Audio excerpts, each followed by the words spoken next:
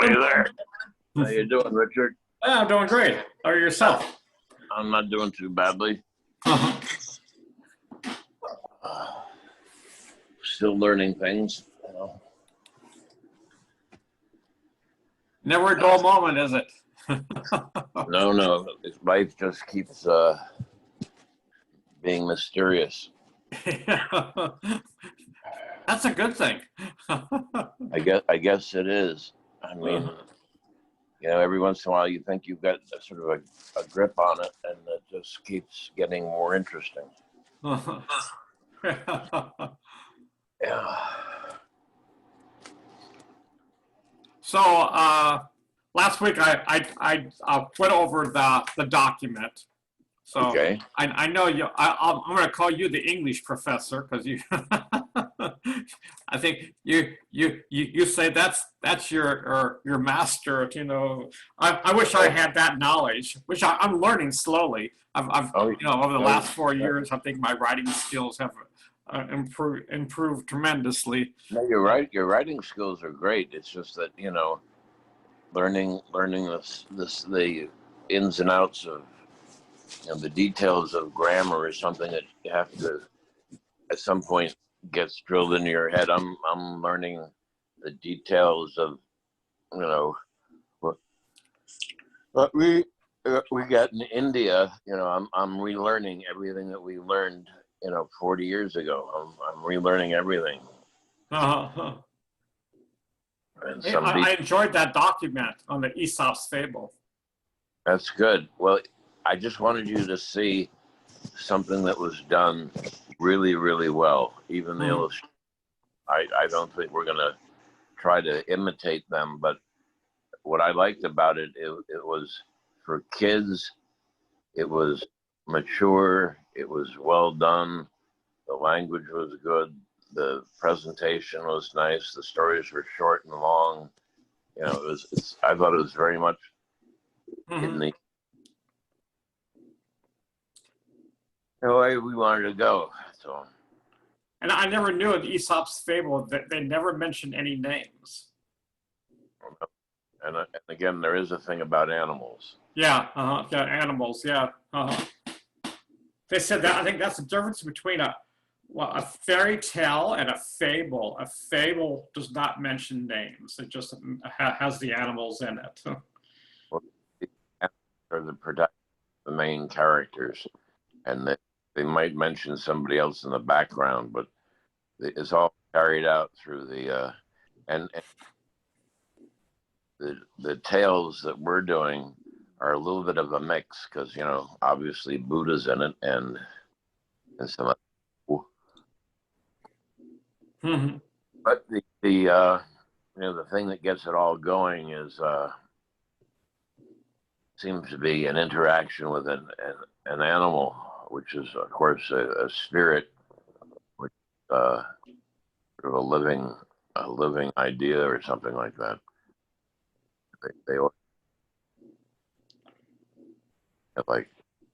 I just think it's very nice to have this symbolic animal, and also I allows the reader kid to go use his imagination and project whoever they want on that character.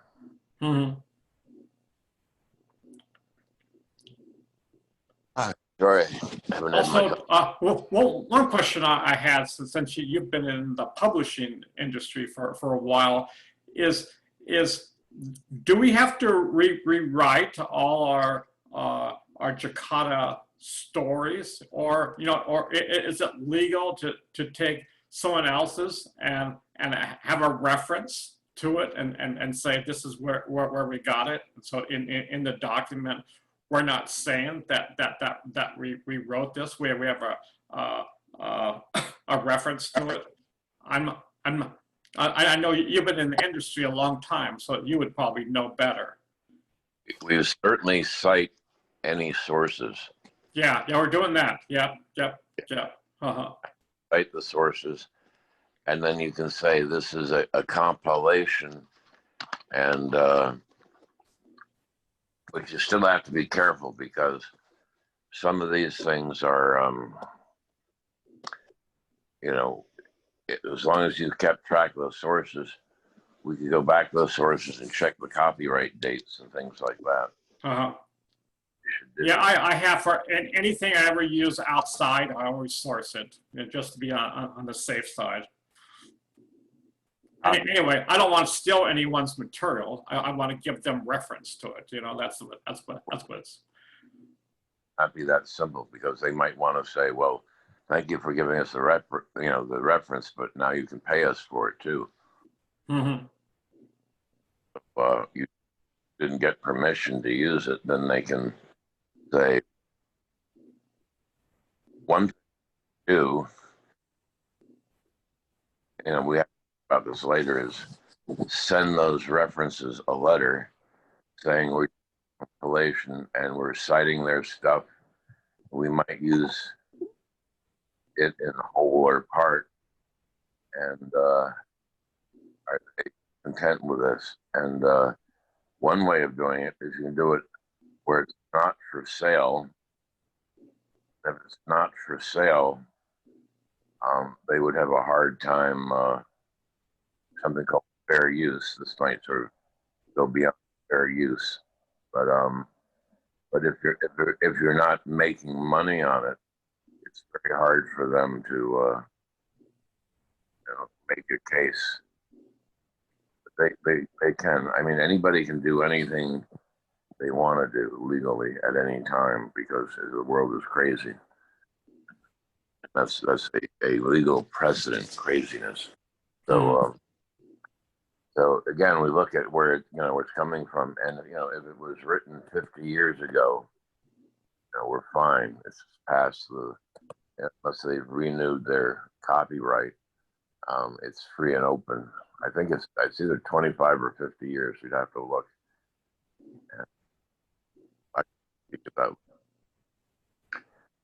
In fact, if there are things that you need me to do, always feel free to write them down in a note and send it to me. Okay. Yeah. So do you think? Well, what's your intuition tell you? Should we keep it the way that we have it right now? It's all reference, or do we not, or do you think we need to rewrite them all the Jakarta tales? Hoping we have to rewrite them all, because I think that's a lot of extra work. Yeah, it is. Exactly. Yeah. What we could do, if we need money, is write it and then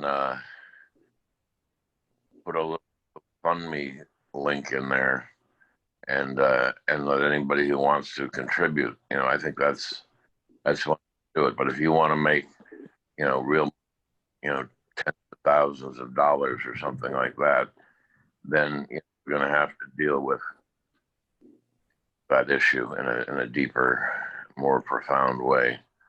Well, so far, to tell you the truth, I've been doing everything as a hobby for fun. I'm going to take that. I'm going to project that to mean you're not doing it for the money. Correct. Yeah. It savers hundreds of hours, lots of dollars in legal fees. Acknowledge all the copyrights, and publish it, and feel that we have to look into the matter, and we should still get the legal opinion. I mean, we have to look at the date. Might have to look at the latest copyright law. But could we get away with it? Yeah, we could certainly get away with it, right up until the point where everybody starts talking about it, and they say, "Gee, this is the best thing since cream cheese." As soon as that happens, the owners pop up out of the blue, and the owners could be 2 generations from the people who wrote it. Okay. Oh wow! Okay. Oh. So that's why you want to step lightly. Now, obviously, if you go through and change every sentence, even just a little bit, then you can say, you wrote it. I mean, you could, you could jumble it up a little bit just in terms of the stories and stuff, so that, if we have 4 or 5 different sources, you mix them all together, somebody would really have to be on the alert. And as far as I know, they don't have a copyright watch that someone could subscribe to. Someday they'll come up with one where you give it the body of text, and then some computer scans everything on the internet looking for chunks of directly, the same material. If they haven't done it, they will, like face recognition, and Yeah. to be on the safe side, well, first of all, if we're not going to charge for it, we're way ahead of the game, because even if they sue you, well, they could sue you for loss.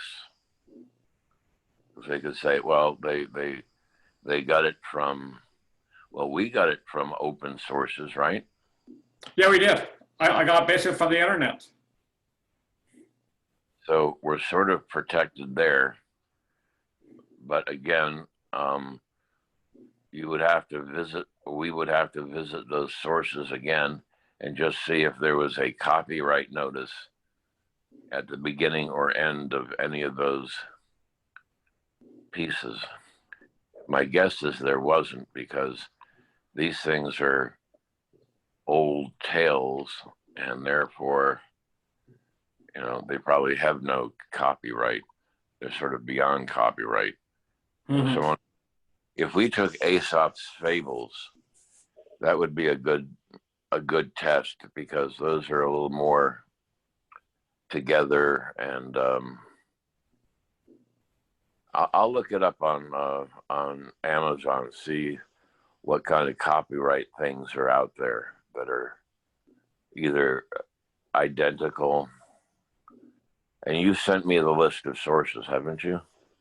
Yeah, actually, they're all in the document. What I do, I put a footnote. Right, at the end, right? Well, actually, for each story that I use, I have a footnote in it. So yeah. Well, the only thing I would do is later on, not now, I would put all those footnotes at the end. In other words, if there's somebody is copyright hungry, let them do the work. Mm-hmm.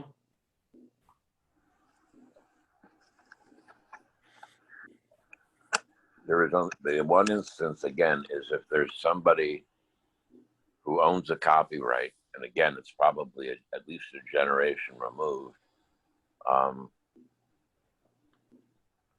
And they could go, well, my grandfather wrote that back in 1920, and everybody loved the way he wrote it, and that's his. And we put it on the internet, but we didn't expect anybody to. We're offended that it got mixed in with all this other stuff. So you'd have to, Richard, you'd have to imagine circumstance or ego that would want to get involved with that, and all I can say is it exists. So having this conversation that we're having now is a very useful thing to do. Mm-hmm. Yeah. But I think if we mix it up and call it somewhere in the description, a compilation from open sources, there could be at the footnote at the end of the thing, or even in a frontispiece, but something that would just say, these are a collection of stories from, this, that, and the other thing that have been compiled and re-edited. I mean, we are rewriting some of them, and because God knows they're not in English, a lot of them. And so I think we're going to be okay. But yes, we have to pay attention. And yes, you and I have a few more actions to do. And I'll start that process today by looking at some of those sources. And Yeah, that's a good question. Mm-hmm. You know, Yeah, because I just want to be straightforward, making sure that we got everything, all our everything is done, as it should be. So yeah, that's why I brought it up. I'd rather bring it up early than late. right? Yeah, but at the same time, we don't want to be rewriting everything just for the sake of rewriting everything. It's too much work. Mm-hmm. I could help you do it, and again, I've done that kind of thing before, and it's painstaking. We have to give it a certain kind of, when we get towards the end or towards the resolution of all these stories. Yeah, the whole thing is going to need a very good, solid, deep read. Okay. And there will be a lot of changes. I don't care who wrote it. Things are going to change because there's language that just has nothing to do with you or me. There's language there that is just not English. So Mm-hmm. yeah, I mean some of the stories you can't even tell who they're talking about. Are they talking about the deer? Are they talking about Buddha? Are they talking about the hunter? Because certain languages they don't rely on first person, second person, third person as much as we do. Mm-hmm. Right, yeah. Just don't. They just don't rely. They go, oh yeah, you know, you know. You mentioned the elephant, and that's who the main character is throughout the whole thing. And if there's somebody else that shows up, you know who they are only by the action that they're taking, not by reference to who they are. And again, in some languages, that's taken for granted.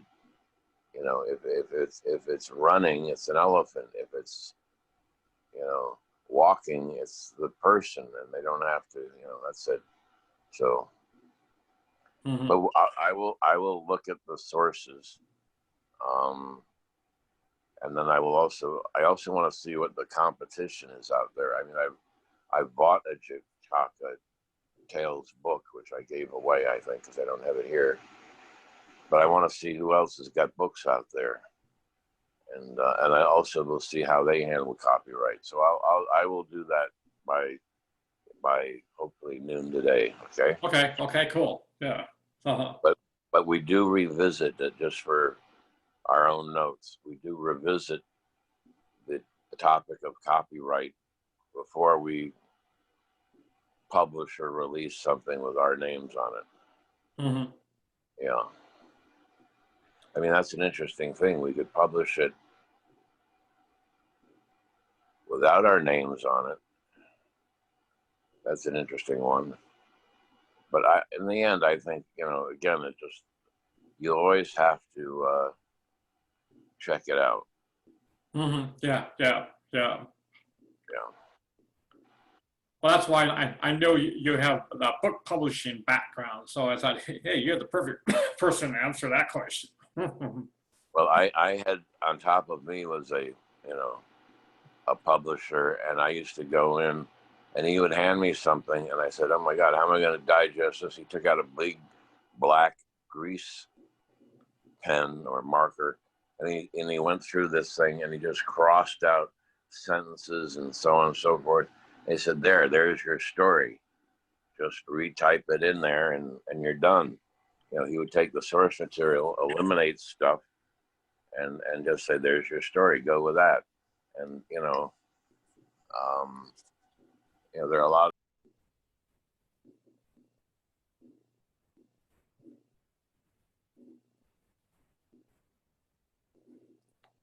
Oh, I think I lost your mute.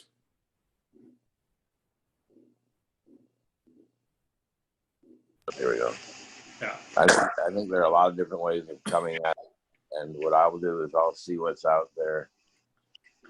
Again, if everything is already out there, it would be very hard for someone to get nasty. But again, we want to prevent any possibility of that. Mm-hmm.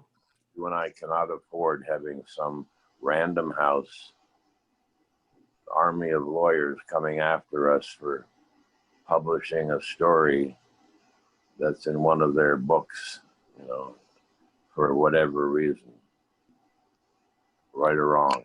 It doesn't even matter if they're right or wrong. It's if you don't want to be dealing with that. So we have to look into it. So, you know, so for each story, if basically, I'm wondering, we could find out, you know, who it is, which I know. I got the URL. Then probably the best thing to do is to send on emails, letters to these people, and say, this is what we're going to do. Can you give us permission? Right. But before we do that, that's like running at the British, waving your gun in the air and saying, "Hey, we come in peace. We come in peace." Okay, it's just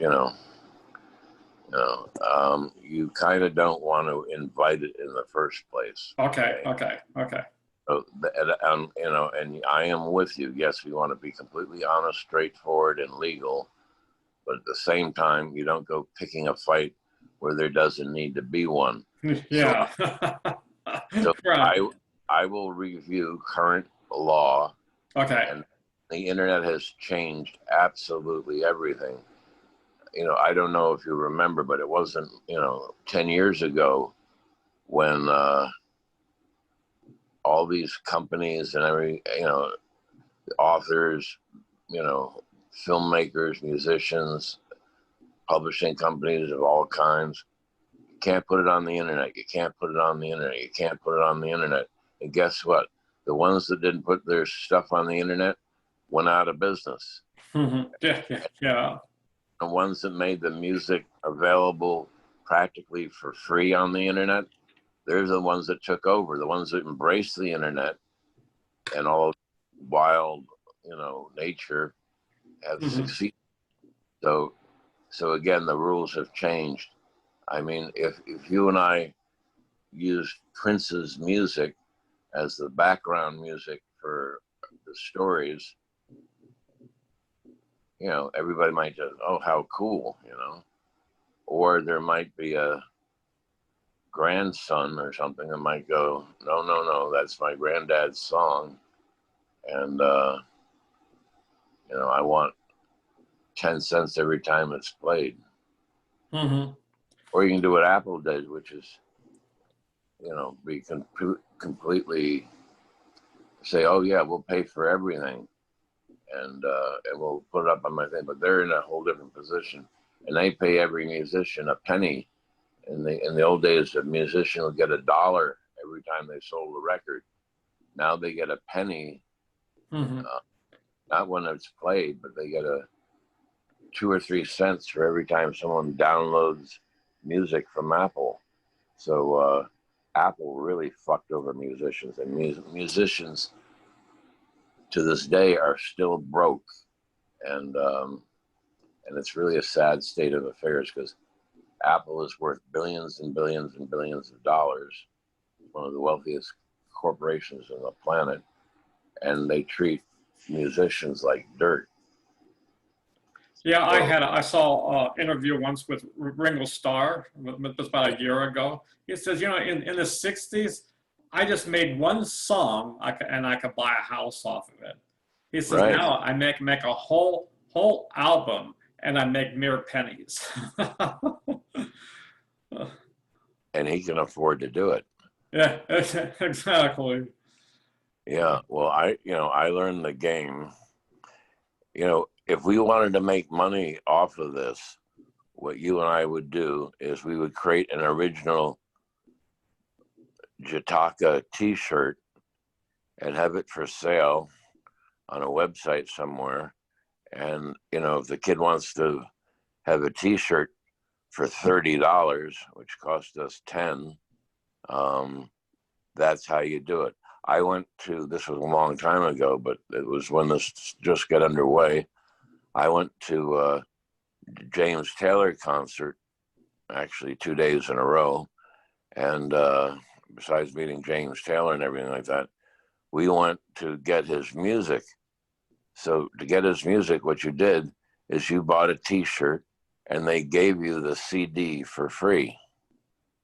Oh, wow. Okay. Oh, wow. Okay, so Oh.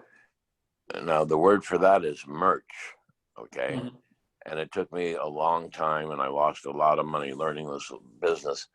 But where you make the money in the music business is selling the T-shirts, not the albums. You are it's at best a break-even proposition. The music is just a way to get the fan base going. Mhm. The music sort of becomes its own advertisement. What you're doing is you're building up, Prince, Madonna, Elton John, whoever it is, and then after that you sell stuff, and most of your money comes from that. There are some copyright, mechanical rights and other kinds of rights, and if they use the song in a movie or something like that, the movie people would have to pay for it, and you could make a lot of money that way. But in any case, Yeah, I did recently an interview about one of my favorite teachers, Joan Condon, who was my poetry teacher in high school, and oh I used the song "All Over the Watchtower," by yeah, yeah, Jimi great, Hendrix. Well, great. get this. I put it on YouTube, and I posted it, and an hour later, I get an email from YouTube and saying that song "All Over the Watchtower" is copyrighted. You can't use that. So even YouTube looks like kind of goes through the music, and They police it like crazy. yeah. So so the good news is, we're not gonna. But again, it's because the music, that's Columbia, CBS Records. Okay, so that's it's not a small company that's worked it out with YouTube. Yeah. Okay, so, the big companies all worked it out at very high. These guys. Hmm. Well, it was kind of amazing too. I was using uh, like a Zoom, and so I did a screen session. So I went to YouTube and I played the video all over the Watchtower, and it was in YouTube, and I saved it. And so I saved my Zoom session. I Yeah. posted it to YouTube, and then YouTube says, that you can't have, I guess, a YouTube video of commercialized music inside uh, your actual MP3, which is I thought it was kind of different, huh? Kind of different, but the music business is run by a bunch of people that are the good news is there's been a lot of liberation, and still artists need that. The only reason that artists need the record companies these days is for the amount of money they can put behind the promotion. They're not going to make that much money on the music. They're going to make nickels and dimes on the music, but they will, if they do a concert, they'll make a ton of money on a concert. And so all of the music, in the end, and this is just my opinion, the music now, even though that's so-called the artwork, is really nothing more than a promotion to promote the artist who makes his money touring. And that is, as far as I know, my research, and that was quite a lot of research, that's how they make their money. Oh wow. Touring, and they get they get a part of the door, they get paid for the night, or they and the merchandise. I knew a guy who worked for a big musician like Bruce Springsteen. He was the manager for that, and I met with him, and he said, yeah, we had 3 trucks when we went on tour. The first truck was the band and all the instruments, and the other 2 trucks were merchandise. So as they Oh, traveled the country, 2 of the 3 trucks were filled with merchandise, and that's how they made their money. They didn't make their money selling. You can't tour hoping that you're going to sell enough CDs to cover it. It just doesn't happen. mm-hmm. Huh. That's, So I do it, but I think, first of all, if you cite everybody, then you're clearly making it clear that you're not ripping them off. You know, you're saying here, we're saying, we're noting our sources. It takes all the wind out of their argument. So if you ever had to go to court, you know, the lawyers would go, well, it was clearly cited that this material came from such and such a place. So if anybody wanted to know, you know, we could even have a list of recommended books at the end. So again, our piece would be a promotion for all of the sources. See what I'm saying? oh, yeah, yeah. That's a great idea. Yeah, yeah. Again, this you caught me, you know, at 8 o'clock in the morning here, so I haven't got a law hat on yet. But Mm-hmm. but you know, again, the more straightforward you can be, and then you have to be careful, and then you have to sort of get up to speed a little bit. And then in terms of if you really want to rip somebody off, you want to do the old man in the sea, you know, you better call it the big fish and the boat. You know, just you just have to change everything up. I mean, that's I don't know. I wonder if the last of the Mohicans, if anybody paid anything out to James Fenimore Cooper's estate for the last Mohican, or they just ripped off the idea. You know, they made 2 movies for Call of the Wild and White Fang recently. And, you know, whether Jack London's estate got any of that, I don't know. You Mm-hmm. know, Yeah, yeah. and movie business is in trouble. Everybody's in trouble because everything goes out on the internet and it gets re-recorded. And then, you know, YouTube tries to keep track because they don't want to lose this mountain of content that they have. But at the same time, you know, if you put a track out there, I've seen Bob Dylan songs redone, you know, 100 different ways, and I can't believe that all those people paid royalties on them. I see a lot of material that has commercial sources where somebody, you know, sort of treats it as a cover. You know, they go, oh, okay, or they put, you know, some artwork on top of it, and you know, so Mm. I don't. We're not, you know, we're not fighting in that ring. Yeah. So again, I will do it a little bit more, and then before we actually do a release, you Mm-hmm. and I, a day or two, just double checking so we don't get our Yeah. in trouble. But this is not the topic. If I did a Deepak Chopra thing, that would be borderline because, you know, here you're going, oh, this is just spiritual information, you know, but Deepak's people might go, oh no, this is Deepak's hard work, you know. The fact that he got it from sources, you know, doesn't matter because he did it. You know, the fact that we're making a compilation is big in our favor because, you know, we have, or you have found God knows how many of these stories, and we're going through them all. So basically, we're continuing the tradition. But the law doesn't care about any of that stuff. The law cares about the law. So whatever the law is what we're going to have to deal with. Do you hear me? Right, right. Exactly. Yeah. I might be doing this with the best of intentions, with all of this stuff, and following a tradition of storytelling, which has been an oral tradition since time immemorial, and that these stories don't belong to anybody, which is really what they are.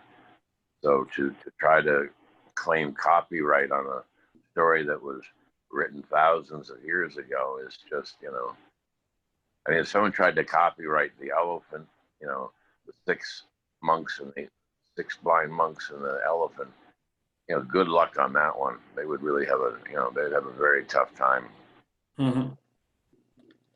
Part of an oral tradition.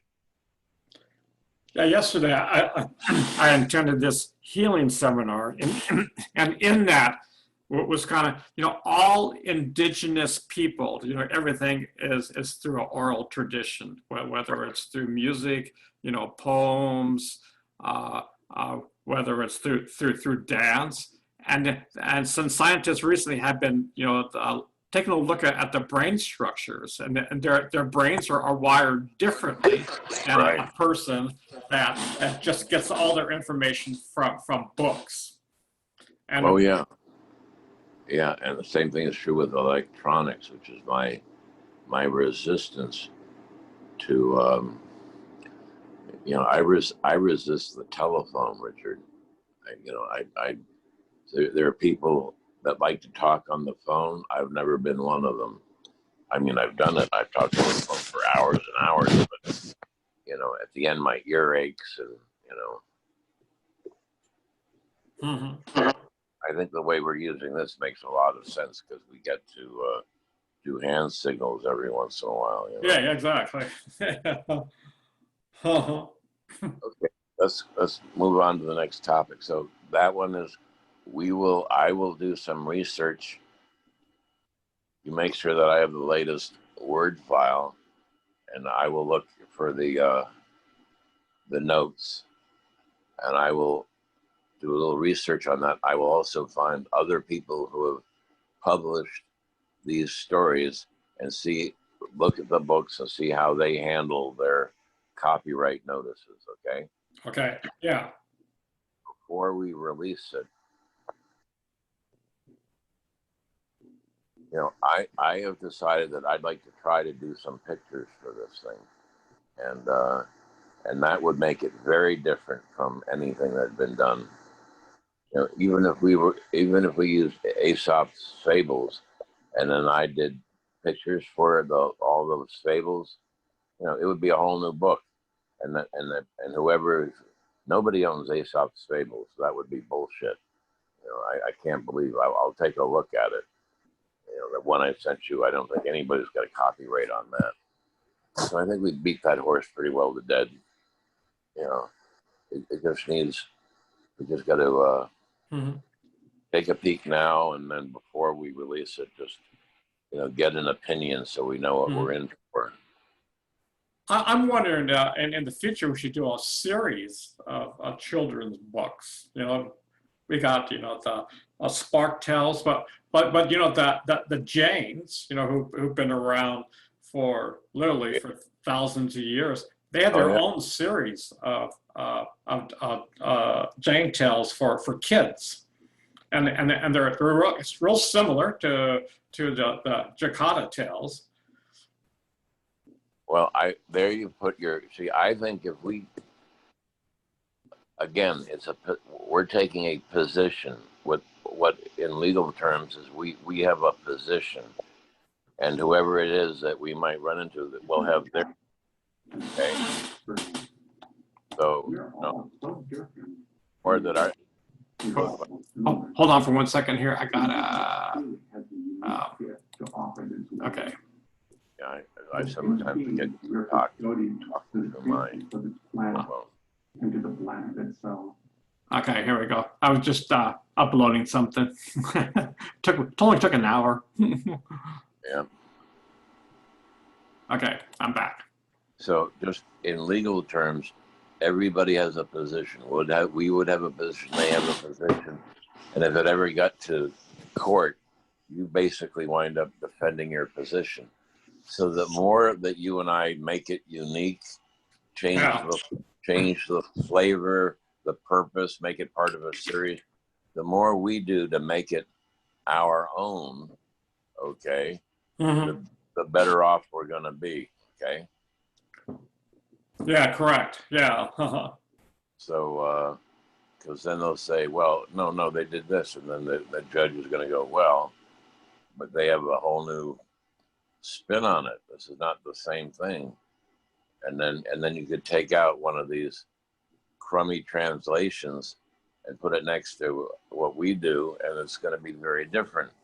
And but again, you don't even want to. You don't. You know.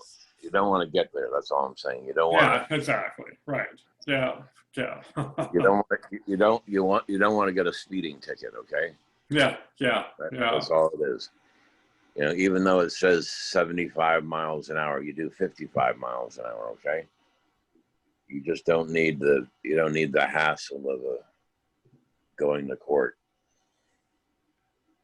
You know. So I will look into the first phase of it, and we'll save the last phase for the end. And and obviously, if we correct any of the grammar, any of these stories, they kind of quickly revert to ours because then we've been editing them. And if we had to, we could go ahead and change. You and I have already talked about changing names and changing this and that and the other thing. So if worse comes to worse, we can, whip through these stories and, add a couple more sentences here and there.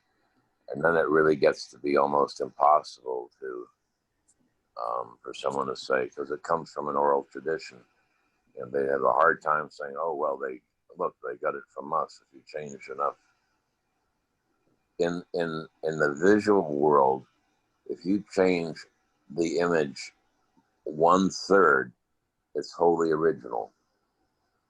Oh, really? I didn't know that. Oh, wow. So if you take a picture of Bob Dylan that was done by somebody else, and you change it by making it red, green, and purple, or you crop it so all you see is his nose, something a significant change, the original is gone.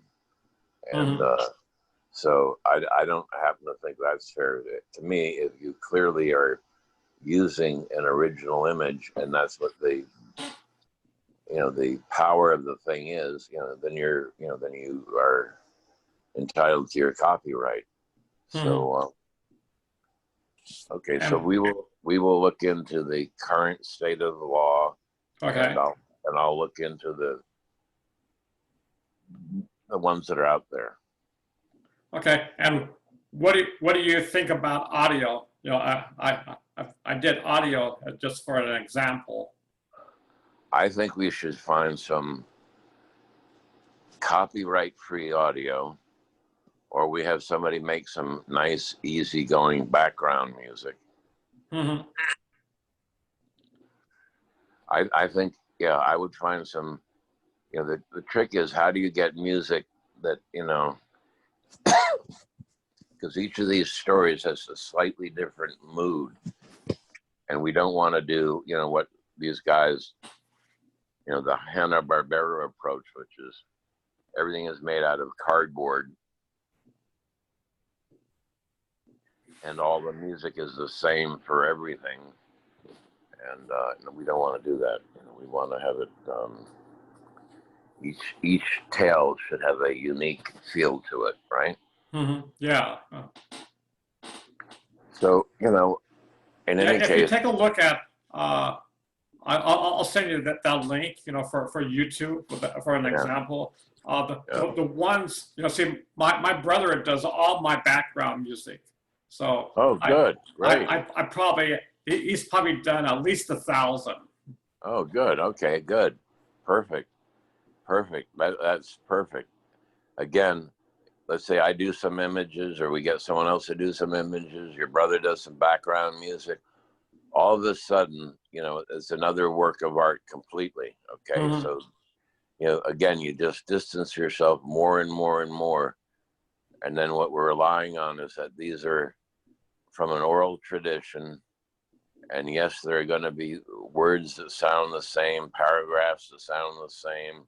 The storyline is the same, but the storyline doesn't belong to anybody. The storyline belongs to the culture. So we're going to be fine, but we just have to be careful. That's all. Yeah. That's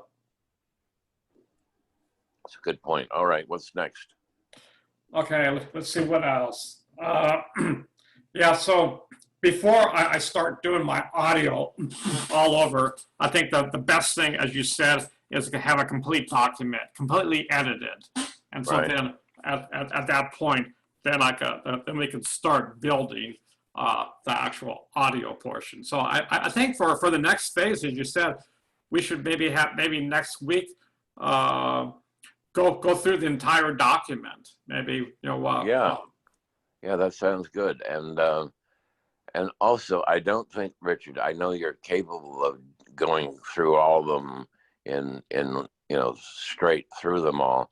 I think it might be a good idea to do them kind of one at a time, maybe just, just take your time doing them, because and then if you've got an idea and your brother, how did you do it when your brother made music for you in the past? How did that communication take place? Usually what I did, I would give my brother Hmm. the audio. He would take a look at it, saw how long ago, and then Uh-huh. he would then use his intuition, to what kind of music to do for it. So each one of his background music is kind of unique for that particular situation. Okay, and he sort of tunes it to the feeling of the story or the piece or whatever, right? Yeah, he uses that. I think it was a garage band or something. Yeah, Yeah, yeah. that's what he every single day. His passion is to create music. So every Okay, day, he okay, sends me what he does. So let's put it this way: he loves what he does. great. That's perfect. Well, that will help a lot. And then I guess we don't really want to have a printed version of this, right? Or we do, or we don't. I don't know. Well, I don't know. That's what where. Well,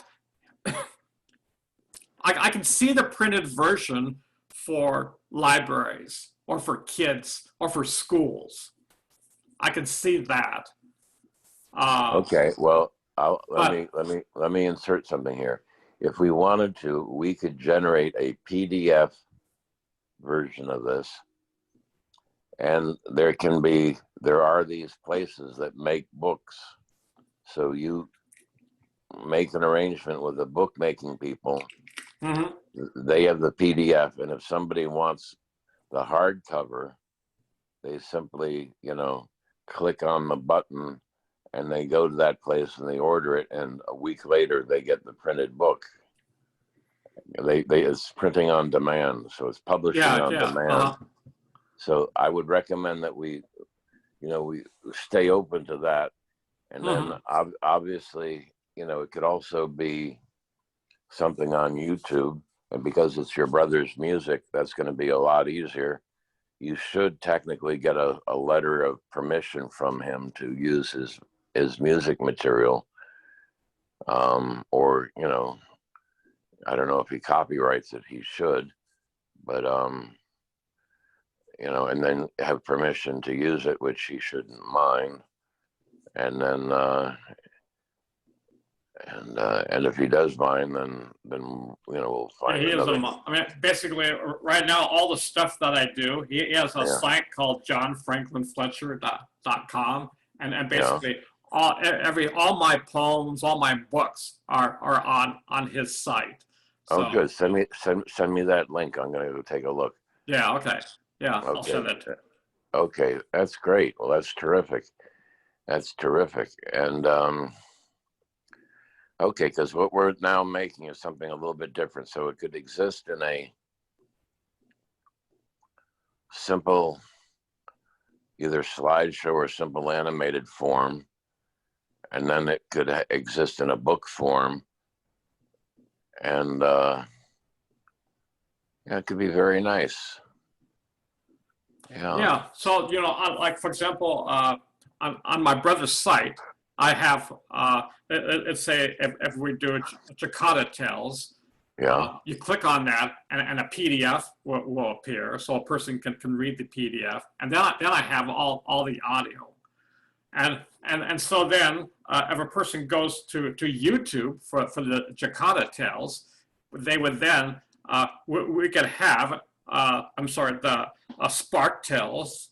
So a person could then, click on, and then it would play each one of the stories that we did. And so, and if we wanted to add illustrations to that, so as the story is being played, Yeah. we then can have different illustrations. So we can make it as simple or as complex as we want. Right. I hear you, and I think we should always stay towards the simple side. Yeah, You know, yeah. I was thinking about it, and I was thinking actually, one good picture per story, maybe two. But what you want is, if you remember the Aesop's fables, they had sort of this nutty illustration at the beginning, and that's all you really need. You don't need a picture of the guy walking down the hill, a picture of the guy sitting in the house. What you need is a sort of caricature of the wolf and a caricature of the goose, and you're done. Yeah, yeah, exactly. Yeah. Yeah. Okay. So Yeah. So uh, maybe we should just do one story a session. Keep it simple, to edit it. yeah. We're in no hurry. I'm in no hurry. and then also to record it, I would think about, when we edit it, and I would record it. I'd hand it to your brother and say, here, do the music. And, because what will happen is it will grow with each one. And then if we reach some kind of epiphany in, the ninth story that says, oh my God, if we just did it like all of them like that. So, we remake a couple of them, big deal. But you learn a lot, instead of doing a cookie cutter thing for 10, 15 stories, again, that's sort of the Hanna-Barbera approach. If we sort of handcraft each one, but don't get carried away with the complexity, we can just, something will emerge as a style that we can use. Mm-hmm. And that's again why I pointed to that one rendition of the Aesop's fable, because they have a very definite style. It's very simple. It's very effective. I just wish it were longer, Mm-hmm. But I think, again, I think if we get to that point and we decide to do American Indian stories or stories from the Jains or whatever, we can just keep on going with this thing. I think it's a great idea. Kids morality tales. Yeah. By the way, I was thinking of, sparks and embers, and then be a series called Sparks and Embers, and then it could be stories, from different cultures. And I think then it's fine if it's Buddha or it's Yahweh or whoever it is. It doesn't matter, because they're just stories from different cultures. Nobody can criticize. If we made it all Jewish or all Christian or all Hindu, then people could give us, grief. But if we're creating a series and we're just doing them as best we can, and I think the best way of making money is, having a GoFundMe, and then just say, hey, here it is, and then we have the ability for people to purchase them and printed, and then they buy them directly from the on-demand publisher. Yeah, that's a great idea. Yeah, and and you're saying your son has a recording studio, right? he does. He does, and later today, I get a keyboard for him. He's already got 2 keyboards, but this one is a synthesizer drum machine keyboard, which I found on sale. So I got it for him, and then he's all jazzed about that, and he's going into it. So, he and your brother should talk a little bit, because that would be interesting. Mm-hmm. Yeah, definitely. Yeah, they could share some ideas, and and he knows that I'm working on this project. He doesn't know that it could possibly have music, but you know, it could. And yeah, Mm-hmm. so that, it's interesting how the copyright thing is sort of generated some of those things. So no matter what we do, we want to have some Richard Guy spin on it. Okay, Yeah. we want our own little handle on how we handle this stuff, so that you know, it has its own style. You know what I could do is I could probably, let's see here, maybe I could share my screen and show you what I did for the dragon tails. Okay, yeah, do that. Let's see here.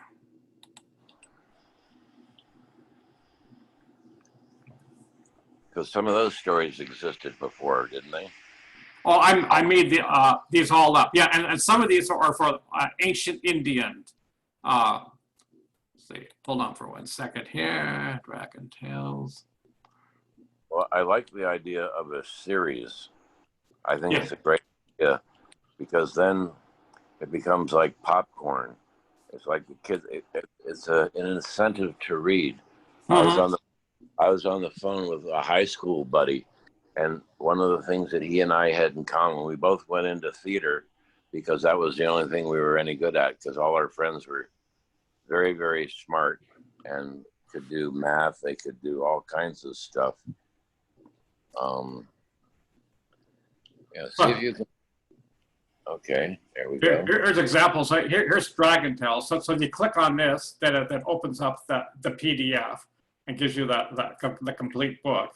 So if you click on this, and then this is the. Once upon a time, many, many moons ago, lived the dragons. They lived with the British Isles for today. Now these dragons weren't exactly nice. In fact, they were mean. Dragons in the past were kind and caring, yet over time, they lost their awareness. So then for each one has a unique soundtrack on them. Okay. Well, Now send me that link too. And what do you think? I think it would be, ideally it should be a YouTube video. All this stuff should be, the language of the day is YouTube videos, okay? Yeah, and right now I have this. I'm porting over all this stuff to YouTube. So if we go to YouTube, let me show you here.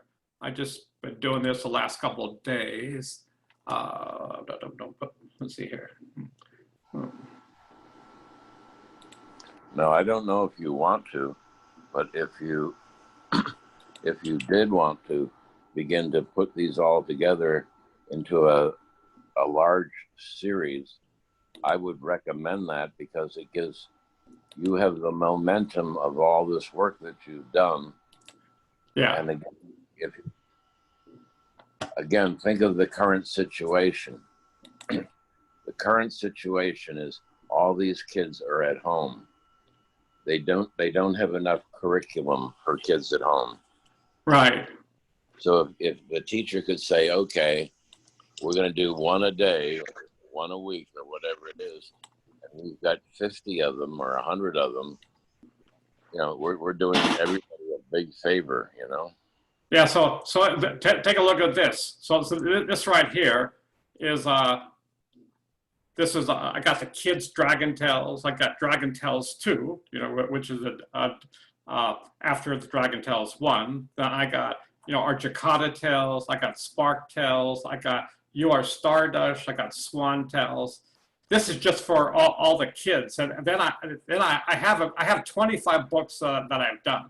So and so I'm going one by one. So eventually in the future, they can go to the YouTube channel, which I'll have a picture up here with something with the universe or whatever. So they'll be able to do the books. Then I have my talk stories, and then I have poems and CDs.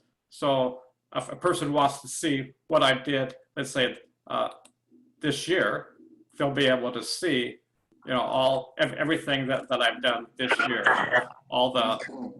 Are dedicated. So this is as you were saying, that this could be a place where we got everything. So as we add more books, for kids, I have everything divided by books for kids, and then I got further on down the line what will be the books by the year. So we'll be able to have whatever, Indian tales, American tales, or anything that we think of, we can put it up. Okay, well, not now, but later we're going to do a larger discussion about packaging in general, okay? Yeah, okay. Okay, because you're doing all this great work and it's going out and, it's wonderful that you've got it and everything. I don't love Apple at all. But one thing they did is they made it like you're at a store. You're not at a store, but you feel like, oh, here's my blues rack. Here's my rock and roll rack. Here's all the stuff. So you can kind of find stuff, go through it a little bit. You play a little bit of it, that kind of thing. So I'm not saying we do it like Apple, hopefully not, but we should definitely give some thought to how we want to package it, up to and including the fact that there's a possible print version of them, okay? And it would be nice to have a consistent product where if they go to your site or a site, it's all in this same kind of format, so they can read it online if they want. They can get it as a book if they want. They can play it as a YouTube if they want. They could download the PDF and follow along the YouTube with a PDF file if they want. The only way I got through college, I had to do Shakespeare, and I don't know if you recall how difficult Shakespeare was to read, but at school we had to read a Shakespeare play a week. Wow. it was and the play was only 3 hours long, so you should be able to read it in 3 hours. Well, I think some of the kids could read it in 3 hours. I can't read anything in that amount of time. So, it would have taken me 3 weeks to read one play, and I would have been dead by the end of it. So what I did is I went into the library, and of course they had all of it on 33 RPM records. So I went in to the library, I put on my headphones, I borrowed and I would open the play and I would listen to it and read along the play. So I got sort of, I got the playing. So I had great actors, doing the play, and yet I was able to follow the language in the book. And that was actually a very successful way of improving my Shakespeare skills. So I would recommend that we have something along those lines where it's not just, oh, you get a YouTube, or oh, you get a book, or we think out what I call the package. Okay, it's like, what's the package going to be? And again, because you and I are not trying to buy our bread and coffee off of this, then I think we have the time and the motivation to do it in a certain way, which would be very helpful. I think kids would love to have these stories. I think it'd be great, and the teachers would love them, and the parents would love them. Nobody teaches morals anymore. Nobody teaches ethics anymore.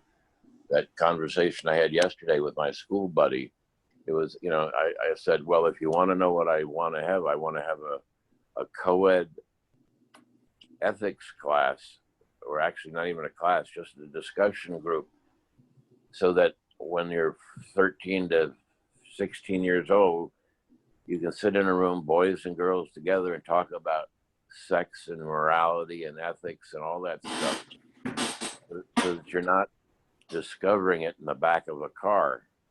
Exactly. Yeah, right. I don't know about you, but my ethics came after a lot of whatever shenanigans. They don't. Yeah, all you get told is you can't do this, you can't do that, knowing full well everybody's going to do it. And the reason you can is because there are consequences. So if you sit down and talk about the consequences in advance, and everything isn't such a fucking mystery, and everybody's going in with their eyes closed and they're, so anyhow, I just think if we do this nicely, it would be a nice way of introducing, non-greed, all these really good, noble thoughts to the youth. I think that's a very worthy job, and I'm very much in favor of it. Yeah, especially right now with our current political situation. Oh yeah, we have there is no leadership. There is nobody setting a moral standard of any kind. We're really bankrupt in this area. Mm-hmm. And so you said you had right now we have what, about 30 stories, did you say? Yeah, about 30 stories. Okay. Let me also show you another thing that Okay. I have done. I think you may like this. Let's see here. Okay. But you kind of get the idea about the packaging, right? Yeah, oh, definitely. Now, this is a site that I created. It used to be on the internet, but it's not. But basically, this has like all the books, that I've done. Right. So you click on this. So let's say, kids Dragon Tales. Then I got, the Dragon Tales 1, 2, 3, everything that I've done here. So if you click on Dragon Tales, it comes in here. It's got all the tracks for the Dragon Tales, and then it's got the PDF in here. Oh, how nice. So I got that for everything I've done, for my videos. That's great. You did a lot of work. So this is all my poems that I did. So for the balance of darkness and light, then it's got the PDF. Also, I have everything indexed. Right now, my search engine isn't up, but on that, if you want to be able to search on any topic, so it will go through, and then it will show you, whether you wanted to know a thing about politics or sports or happiness or bliss. You put whatever it is, and then it will go through and search. And it brings up anything that has that document. So whether it's in a CD form or in a book form. So. Okay. So the stuff that you have on CD, I would imagine that would be pretty easy to get online, right?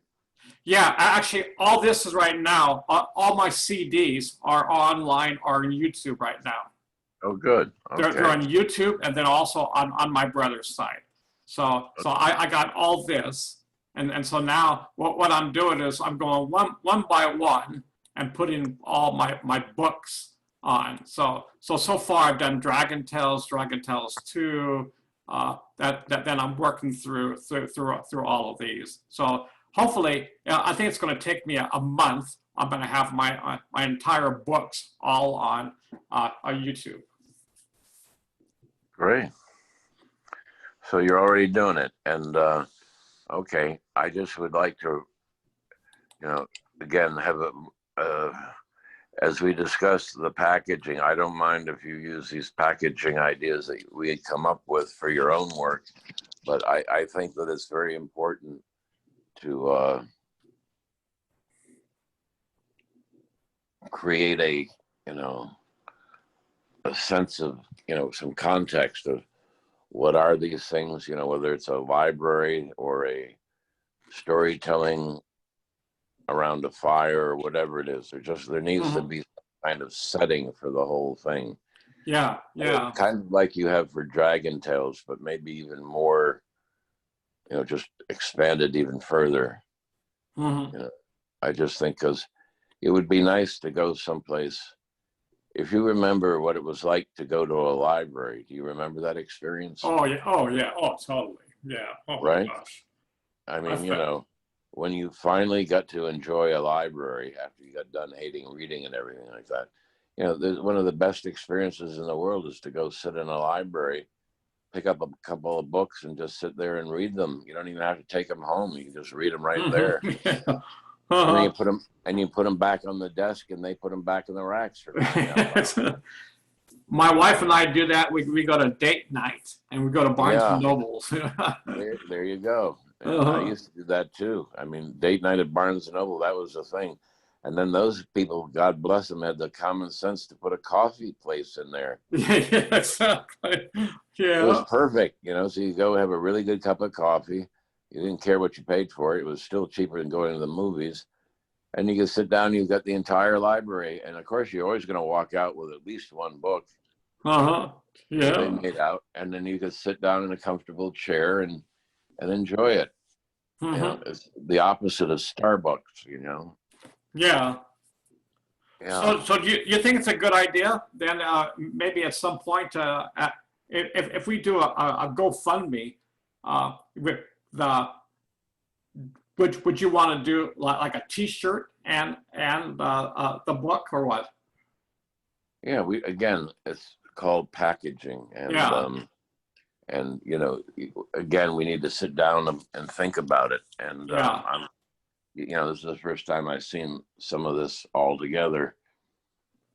I would recommend, you can do whatever you want to do. I would recommend that this group of stories sort of become an ongoing series, and it has an overall context, is what I would recommend. Now you might say, no, this is like the poems. The poems are probably yours and should be in a separate place. But I would think that the stories, you know, you and I are seeing the same audience for the stories, and that's what we're talking about. Who's the audience? And if we're talking about kids or parents and kids, which I think is kind of our primary audience, a couple of weirdos like you and me, you know, then that's how we should dress it up. You know, we should make it that way. Yeah, so we should, you know, for YouTube, we should create our own channel. Right, but I think you have to have a certain number of views before I don't know what it is. Oh no, well, actually no. I have two channels. You know, good. So we can, you know, maybe our next discussion, we should think about what's a great name for our channel. And then, it would take takes about 15-20 minutes to actually create that channel. So we could have, you know, kids channel, or call it whatever. But then in YouTube, they would all have to do is do a search for that particular channel, and then let me just show you.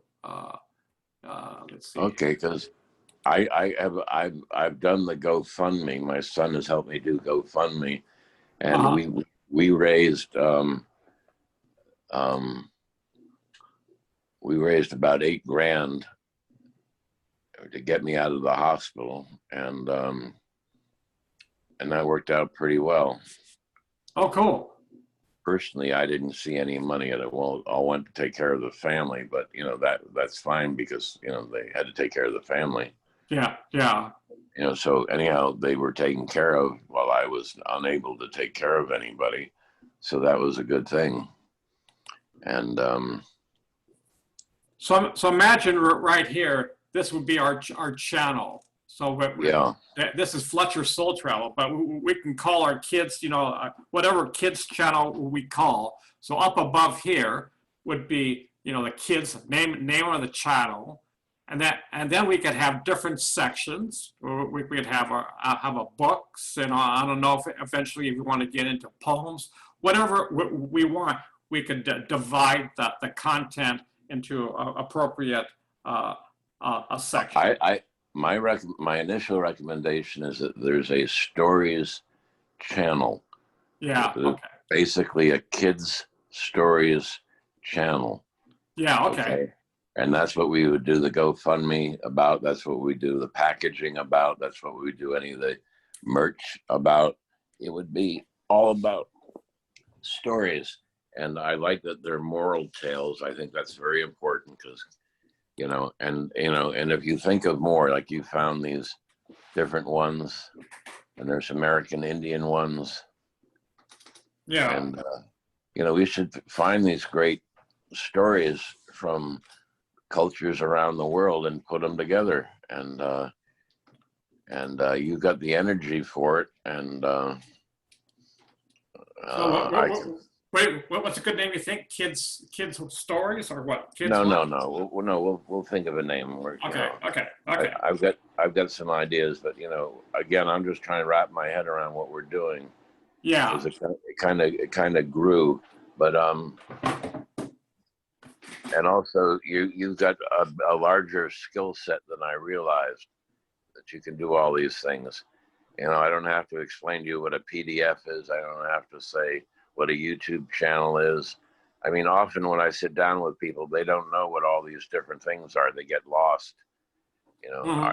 At least the people in my generation, our generation, they're going, well, gee, I don't know how to do that. I can't do this. I can't do that. And I go, So in any case. Yeah, and this, I basically created, let's go to, let's see here.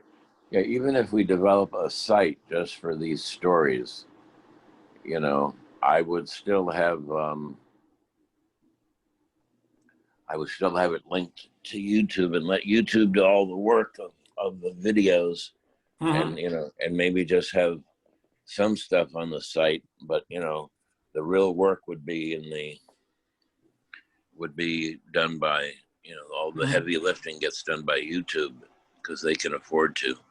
So this is I use as you know, I've been a software engineer for 35 plus years. So this is the program that I did in order to create that site. So I'm well familiar, in doing building search engines, all that. We should have been knowing each other all these years, Richard. My God, the amount of software that the two of us have written together would sink a ship, for crying out loud. Exactly. Yeah, so they should let us take care of some things. Yeah, so anyhow, I think the one thing that I'm just gonna, one thing I learned from my side of, writing software, and again, I wrote, someday I'll tell you all the software that I've done, and you'll see that we're, running parallel, but so I think the thing that I've had is, because I was located in New York City, which is, publishing capital of the world, sort of, I got exposed to a lot of marketing and packaging and stuff like that, which at first I thought was superficial. And then I realized that's how people see things. That's the book cover, so to speak. I mean, a book, you can't judge a book by its cover, but you're not going to pick up the book unless it has a cover, right? Yeah, exactly. So, I think what we've got is we've got morality tales for children. Okay, that's what we're doing. Okay, what we call it and how we package it is whatever, but that's what we're doing. We're putting together moralities, moral tales and fables for kids, period. And then how we do that is what we're working out. And I have my research to do. I'm going to go try to dig up this stuff and see what we've got out there as competition. I don't think we're going to have competition because you and I are going to pass right by the competition. They're going to be standing still when we get moving. But if you know more stories, just keep sending me stuff, and I'll take a look at it. Okay. Okay. Yeah. And I always like a little text as a tickle, because I think I've told you, I've been on Gmail since the beginning of time, which means I only get about 1,000 emails a day, and I can't even delete them, much less read them. Okay. I've tried deleting my Gmails, just, lose everything, but start fresh. It won't let me delete anything. I can delete 10 emails at a time. I can't delete like a whole block. I've got, I have 10,000 unread emails. Okay. Oh, wow. Okay. All right, bud. So let me do some homework here. Okay. And then our next week on our agenda, let's start with the first story, and then we'll go one at a time. Yeah. Let's think about Tuesday. Okay. Okay. Yeah. Tuesday will be good. Okay. Take care now. Okay. You too. Have a great day. Okay. Bye.